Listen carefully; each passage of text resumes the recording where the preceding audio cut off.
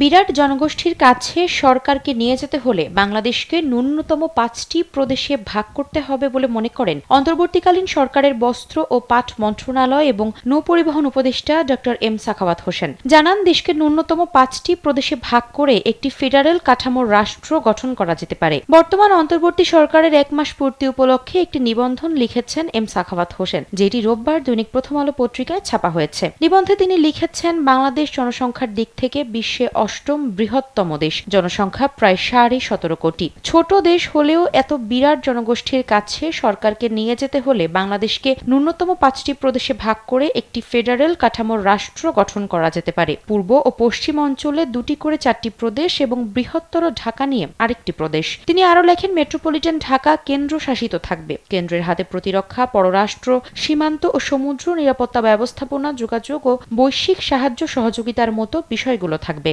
বাকি বিষয়গুলোতে কেন্দ্রের তত্ত্বাবধান থাকলেও প্রদেশগুলোর ব্যবস্থাপনায় থাকবে। একই সঙ্গে রাজনৈতিক বিকেন্দ্রীকরণও হবে প্রাদেশিক সরকারের কাঠামোতে। বাংলাদেশে দ্বিকক্ষ বিশিষ্ট সংসদ ব্যবস্থা প্রচলনের জন্য অনেক আগে থেকেই দাবি জানিয়ে আসছে রাজনৈতিক দল এবং চিন্তাবিদরা। এ প্রসঙ্গে উপদেষ্টা তার নিবন্ধে বলেন, এটি শুধু সময়ের দাবি নয়, আধুনিক রাষ্ট্র পরিচালনা ও সুষ্ঠু ধারার রাজনীতির জন্য অত্যাবশ্যক।